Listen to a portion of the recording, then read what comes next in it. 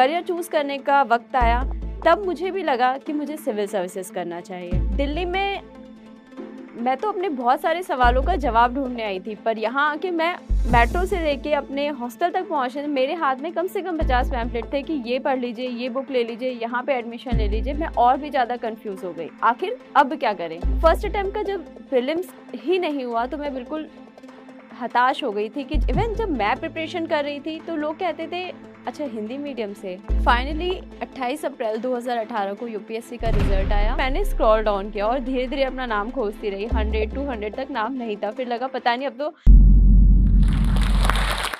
सपने वो नहीं होते जो आप बंद आंखों से देखते हैं, सपने वो होते हैं जो आपको सोने नहीं देते। पूरी यूपीएससी की प्रिपरेशन के दौरान ये कोट हमेशा ही मुझे मोटिवेट करता रहा और मैं हर एक यूपीएससी एस्पिरेंट या हर एक बड़ा सपना देखने वाले व्यक्ति को यही सजेस्ट करना चाहूँगी, जितने बड़े आप सपने देखो उतनी ही मेहनत करने की गट्स भी रखो। नमस्कार, मेरा नाम साक्षी गर्ग है। मैं यूपीएससी 2018 बैच की आईआरएस ऑफिसर हूँ और वर्तमान में डिप्टी कमिश्नर के पद पर कार्यरत हूँ। अगर मैं अपने फैमिली बैकग्राउंड की बात करूं तो मैं उत्तर प्रदेश राज्य के सोनभद्र जिले से बिलोंग करती हूं। मेरे फादर एक बिजनेसमैन हैं, मदर होम मेकर हैं और मेरी पूरी एजुकेशन शुरुआत से लेकर कॉलेज तक की रॉबर्ट्सगंज शहर से ही हुई है। अगर आप पूछे यूपीएससी में मेरा रुझान कैसे हुआ तो मैं आपको बताना चाहूँगी, I was kind of girl जो शुरुआत से ही स्टडी में थी, हमेशा स्टूडियस रही। और नॉर्मली आप देखेंगे यूपी में, स्पेशली ईस्टर्न यूपी में, जो पढ़ने लिखने वाला बच्चा होता है उसको उसके टीचर्स, पेरेंट्स सब यही कहते हैं कि आप अफसर बनो, आप सिविल सर्विसेज क्रैक करो। तो कहीं ना कहीं वो चीज़ मेरे दिमाग में घूम रही थी। ऑल्दो कभी किसी ने मुझे कंपेल नहीं किया, कभी मुझे किसी ने ये नहीं कहा कि नहीं यही करना है, लेकिन जैसे जैसे अपनी पढ़ाई ख़त्म करती गई, 12th पास किया, करियर चूज़ करने का वक्त आया तब मुझे भी लगा कि मुझे सिविल सर्विसेज करना चाहिए। फिर आगे वही प्रॉब्लम जैसे सभी के आगे होती है, कहाँ से शुरू करें, क्या करें, किससे गाइडेंस लें। मेरा शहर एक ऐसा था जहाँ इस तरह की कोई फैसिलिटीज़ नहीं थी, कोई गाइडेंस नहीं थी, कोई बुक्स अवेलेबल नहीं थी, अच्छे न्यूज़पेपर्स अवेलेबल नहीं थे। बिल्कुल ब्लैंक था सब कुछ कि आखिर शुरू कहाँ से करना है। मेरी मदर भी काफ़ी परेशान रहती थी, किसी-किसी से पूछती थी। इसी तरह से फादर भी किसी से पूछते थे। हमें कुछ बुक्स के नाम भी बताए गए बट वो भी मेरे लिए उतनी यूज़फुल नहीं थी। और इसी क्रम में मैं दिल्ली आई कि मुझे दिल्ली में शायद गाइडेंस मिल जाए, कहीं से कुछ पता चले और मैं अपनी प्रिपरेशन को आगे बढ़ाऊँ। रॉबर्ट्सगंज जैसे छोटे से शहर से दिल्ली आना, दिल्ली में मैं तो अपने बहुत सारे सवालों का जवाब ढूँढने आई थी, पर यहाँ आके मैं ऑलरेडी बहुत ज़्यादा कन्फ्यूज़न में जा चुकी थी। बिकॉज़ मेट्रो से निकलते ही बहुत बड़े-बड़े कोचिंग के पोस्टर्स, हाथ में पैम्पलेट्स दे दिए जा रहे थे। मेट्रो से लेके अपने हॉस्टल तक पहुँचने मेरे हाथ में कम से कम 50 पैम्पलेट थे कि ये पढ़ लीजिए, ये बुक ले लीजिए, यहाँ पे एडमिशन ले लीजिए। मैं और भी ज़्यादा कन्फ्यूज़ हो गई, आखिर अब क्या करें? फिर मैंने थोड़ा रेस्ट लिया, सोचा, सबसे मिली और फाइनली मैंने निर्माण आईएएस जॉइन किया, जहाँ के डायरेक्टर मैं कमलदेव सर से मिली। कमलदेव सर ने स्टार्टिंग से लेके सिलेक्शन तक मेरा पूरा साथ दिया, मुझे गाइड किया और हमेशा एक जैसे गुरु अपनी भूमिका निभाता है, उन्होंने वो पूरा कर्तव्य निभाया अपना। हर बच्चा जब छोटे शहर से बड़े शहर में आता है, उसके मन में बहुत सारी कन्फ्यूज़न रहती है। यहाँ तो मेरे जैसे बहुत लोग हैं, क्या मेरा सिलेक्शन होगा? इस भीड़ का मैं भी तो पार्ट बन के नहीं रह जाऊँगी? ये सारे डाउट्स मेरे मन में भी थे, लेकिन दूसरी तरफ मेरे मन में था आत्मविश्वास कि नहीं मुझे करना है, मैं कर सकती हूँ, मैं इस भीड़ से अलग बन सकती हूँ और यही आत्मविश्वास हमेशा मेरे साथ रहा और फाइनली मेरा सेकेंड अटेम्प्ट में यूपीएससी क्लियर हो गया। सिविल सर्विसेज क्लियर मेरा सेकेंड अटेम्प्ट में हुआ था, ऑल्दो मैंने अपना फर्स्ट अटेम्प्ट भी पूरी प्रिपरेशन के साथ दिया था। पूरी प्रिपरेशन के बाद जब आप कोई अटेम्प्ट देते हैं तो आपकी उम्मीदें बहुत बढ़ जाती है कि नहीं मेरा तो क्लियर होना ही है। फर्स्ट अटेम्प्ट में बिल्कुल सारे तीनों चरण क्लियर करके इस बार तो आईएएस बन ही जाना है, लेकिन ऐसा नहीं हुआ। फर्स्ट अटेम्प्ट का जब प्रीलिम्स ही नहीं हुआ तो मैं बिल्कुल हताश हो गई थी कि जब मेरे से प्रीलिम्स ही नहीं हुआ तो बाकी के स्टेप्स कैसे क्लियर होंगे। लेकिन फिर मैंने अपने आप को मोटिवेट किया, अपनी जो गलतियाँ थी उसको एनालाइज़ किया कि कहाँ क्या कमी रह गई थी, किस वजह से नहीं हुआ और सब कुछ ठीक करते हुए वापस से अपने सेकंड अटेम्प्ट के लिए मैं जुट गई। शायद मेरा फर्स्ट अटेम्प्ट उस टाइम हो जाता तो मेरा सिलेक्शन नहीं होता, बिकॉज़ मेरा मेंस उतना अच्छा नहीं प्रिपेयर था। ये बात मुझे फर्स्ट अटेम्प्ट फेल होने के बाद समझ में आई। फिर मैंने अपने सेकंड अटेम्प्ट के लिए सबसे पहले मेंस पे फ़ोकस किया। मेंस की पूरी तैयारी अपनी डन रखी, प्रीलिम्स में जो भी कमियाँ थी उनको दूर किया और फिर जाके मैंने सेकंड अटेम्प्ट दिया और इस प्रोसेस के तहत मेरा सेकंड अटेम्प्ट में तीनों ही चरण एक बार में क्लियर हो गए। तो मैं यही कहना चाहूँगी कि सिलेक्शन के लिए सिर्फ़ 1 अटेम्प्ट ज़रूरी है। 6 के 6 अटेम्प्ट आपको सिलेक्शन के लिए नहीं चाहिए, 1 ही अटेम्प्ट बहुत है। सभी की लाइफ में कुछ न कुछ प्रॉब्लम्स होती हैं, कोई भी परफेक्ट नहीं होता। जैसे हमारी 5 उँगलियाँ हैं, ये पाँचों एक जैसी नहीं होती, वैसे ही सबकी लाइफ एक जैसी नहीं होती। किसी को शायद फाइनेंशियल क्रंच हो, किसी को शायद कोई फैमिली सपोर्ट ना हो या एज का इश्यू हो, फैमिली रिस्पॉन्सिबिलिटी हो, सबके साथ अलग-अलग तरह की कमियाँ जुड़ी हुई हैं। लेकिन कभी भी उस कमियों को लेके नहीं बैठना चाहिए, उस चीज़ का एक्सक्यूज़ नहीं देना चाहिए जो मुझे लगता है। नॉर्मली ज़्यादातर स्टूडेंट्स इंग्लिश मीडियम से एग्ज़ाम देते हैं। मैंने अपना एग्ज़ाम हिंदी से दिया और लोगों के अकॉर्डिंग ये एक हर्डल थी, एक बहुत बड़ी कमी थी। इवन जब मैं प्रिपरेशन कर रही थी तो लोग कहते थे, "अच्छा हिंदी मीडियम से?"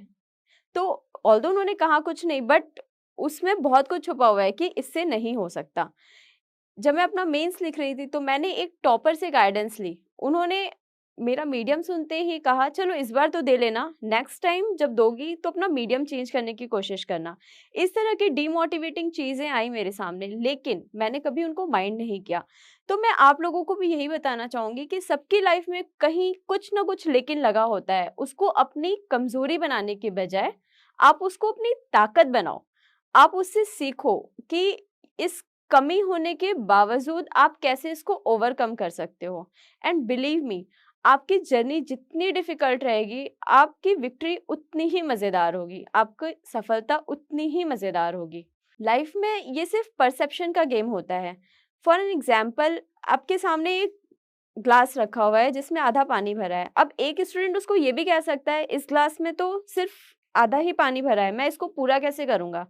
दूसरा स्टूडेंट ये भी कह सकता है कि ये ऑलरेडी आधा भरा हुआ है, मुझे सिर्फ आधा और भरना है। तो ये परसेप्शन का गेम है। लाइफ भी इसी तरह से है कि लाइफ के लिए आप ये कहिए, मुझे ये चीज़ें मिल गई, अब मुझे सिर्फ इतना सा एफर्ट करना है ताकि मैं इसको और अच्छा बना सकूं, रेदर देन क्रीप करने के कि मुझे ये नहीं मिला, वो नहीं मिला, इसीलिए मैं यहाँ नहीं पहुंच सकता।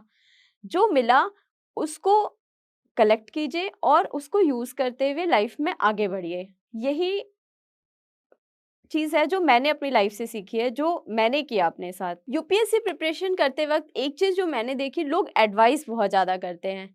व्हेन आई वाज़ प्रिपेयरिंग तो जगह-जगह से बिना माँगे एडवाइस मिल जाती थी। ये पढ़ लीजिए, वो पढ़ लीजिए, ये बुक पढ़नी चाहिए। जो मैं आपको सजेस्ट करूँगी, आप सुनिए सबकी, लेकिन कीजिए सिर्फ़ अपने मन की, क्योंकि आपकी सिचुएशन में आपको किस चीज़ की कितनी रिक्वायरमेंट है और आपका भला किसमें हो सकता है, ये सिर्फ़ इंसान खुद डिसाइड कर सकता है, कोई दूसरा नहीं बता सकता। अगर आप बहुत ज़्यादा लोगों की एडवाइस सुनेंगे, बहुत ज़्यादा किताबें खरीदेंगे, तो उसका कोई फ़ायदा नहीं होगा। अपने आप को काफ़ी ज़्यादा लिमिटेड रखने की ज़रूरत है। मेरी जर्नी में एक ये भी चीज़ रही कि लोग आपको हमेशा पीछे खींचने की कोशिश करते हैं और हर स्टूडेंट के मन में ये भी रहता है कि मेरा पड़ोसी क्या सोचेगा, मेरे रिश्तेदार क्या सोचेंगे, या अगर मैं नहीं क्लियर कर पाया तो मैं वापस कैसे जाऊँगा, किस मुँह से जाऊँगा। इस प्रेशर में मत रहिए। आप एक एग्ज़ाम दे रहे हैं जो एक सिंपल सा एग्ज़ाम है, इसको बहुत रॉकेट साइंस मत बनाइए। अगर ये क्लियर हो जाता है तो ठीक है, नहीं क्लियर होता तो ठीक है।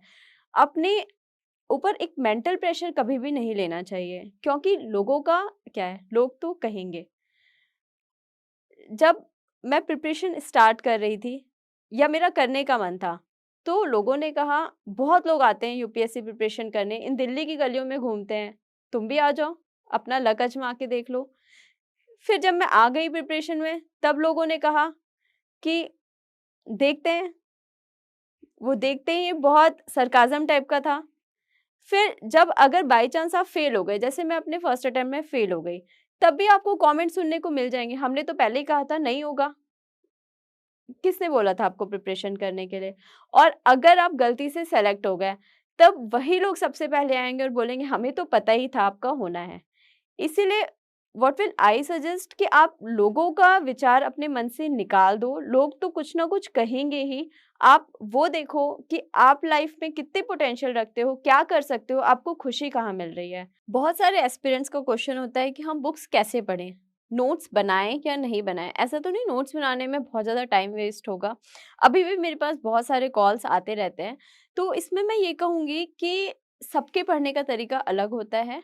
दोनों ही तरीके हैं, या तो अपने आप बुक में ही हाइलाइट करते चलिए।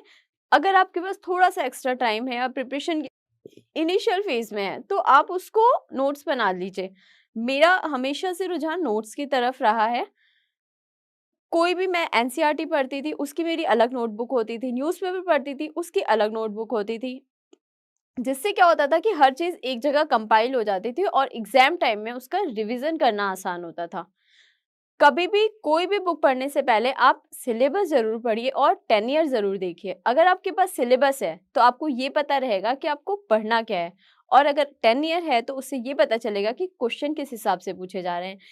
इन दोनों को स्टडी करने के बाद जब आप बुक्स पे आओगे, तो बुक्स आप मतलब बुक में आप सही चीज़ें निकाल पाओगे कि हाँ, ये चीज़ मेरे नोट्स में जानी चाहिए और ये चीज़ नहीं जानी चाहिए। पढ़ने के साथ-साथ ये भी जानना बहुत ज़रूरी है कि आपको क्या नहीं पढ़ना है। अगर हम यूपीएससी के पर्सनैलिटी टेस्ट की बात करें, तो इसमें सबसे पहले आप अपना एजुकेशन बैकग्राउंड देखिए, अपनी होम टाउन को देखिए, वहाँ की जो-जो अच्छी बातें हैं, वहाँ की हिस्ट्री क्या है, वहाँ के सोशियोलॉजी कैसी है, इन सब चीज़ों को अच्छे से प्रिपेयर कर लीजिए।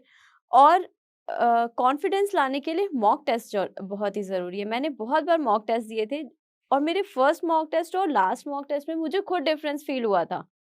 तो एक तो मॉक टेस्ट बहुत ज़्यादा ज़रूरी है, और ऐसा मिथ है कि ये पूछेंगे कितनी सीढ़ियाँ चढ़ के आए हो, आपके पीछे कौन-सा कलर है वॉल का, या फिर कुछ अजीब-अजीब से क्वेश्चन्स। ऐसा कुछ नहीं होता है, they are very normal people, जैसे हम आप हैं वैसे ही होते हैं।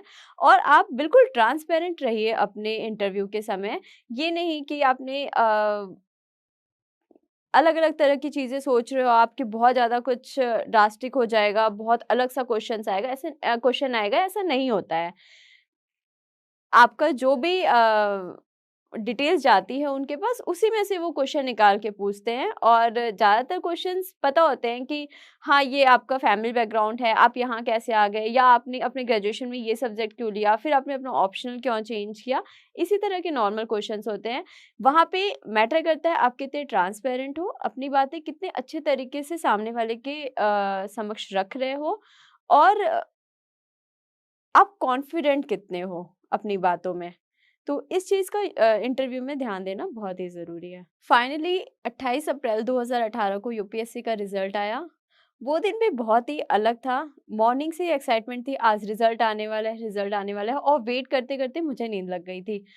फिर जब मेरी आँख खुली तब मुझे पता चला रिज़ल्ट तो आ चुका है, लेकिन मेरे फ़ोन में कोई भी मिस्ड कॉल नहीं थी, कोई मैसेज नहीं था। मुझे लगा शायद मेरा नहीं हुआ होगा, इसीलिए कोई मैसेज नहीं, कोई कॉल नहीं, वरना फ्रेंड्स का कॉल तो आ ही जाता।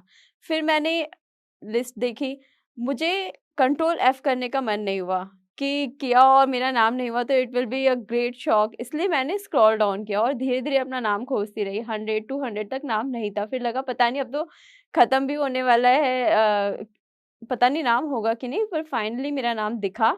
और it was really very great moment for me, for my family.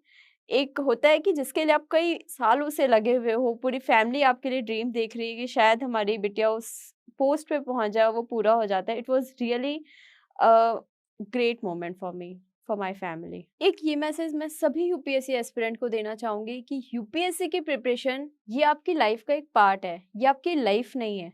इस बात को हमेशा अपने ध्यान में रख के फिर प्रिपरेशन कीजिएगा। पहले तो आप अपना 100% देंगे, बहुत ज़्यादा मेहनत करेंगे, तब आप ये एग्ज़ाम को दे पाएँगे, उसको क्रैक करने की सिचुएशन में आ पाएँगे। उसके बाद भी देयर विल बी 2 ऑप्शन, या तो एग्ज़ाम क्लियर होगा और या नहीं होगा। दूसरे वाले ऑप्शन के लिए आपको हमेशा रेडी रहना चाहिए, बिकॉज़ आप ये देखिए यहाँ पे केवल 1000-1200 सीट्स आती हैं। और इसका ये मतलब नहीं है कि जो 1000 लिस्ट में आए सिर्फ वही टैलेंटेड है, जो 1000 के बाहर हैं वो भी टैलेंटेड है, बट हो सकता है डेस्टिनी ने उनके लिए कुछ और अच्छा लिखा हो, उनको लाइफ में कुछ और करना हो, या ये फील्ड उनके लिए सही नहीं है। तो इसलिए I will suggest to all UP aspirants कि दोनों चीज़ों के लिए हमेशा रेडी रहना चाहिए। किसी भी चीज़ को अपनी लाइफ पे हावी मत होने दीजिएगा कि एग्ज़ाम दे रहे हैं, प्रिपरेशन कर रहे हैं तो बिल्कुल क्लियर ही करना है। आप अपना 100% दो, क्लियर होता है तो अच्छी बात है, और नहीं क्लियर होता तो हो सकता है आपके लिए कुछ इससे भी बेहतर लिखा हो। अंत में मैं सभी यूपीएससी एस्पिरेंट्स को यही कहना चाहूँगी, अगर आपने आँखों में कोई अरमान ले लिया है, किसी मंजिल को अपना मान लिया है, तो फिर क्या मुश्किल, क्या आसान। बस ठान लिया तो ठान लिया। अपनी तैयारी इतनी शांति के साथ कीजिए, इतनी शांति के साथ कीजिए कि आपकी सफलता आपका शोर मचा दे। Thank you so much.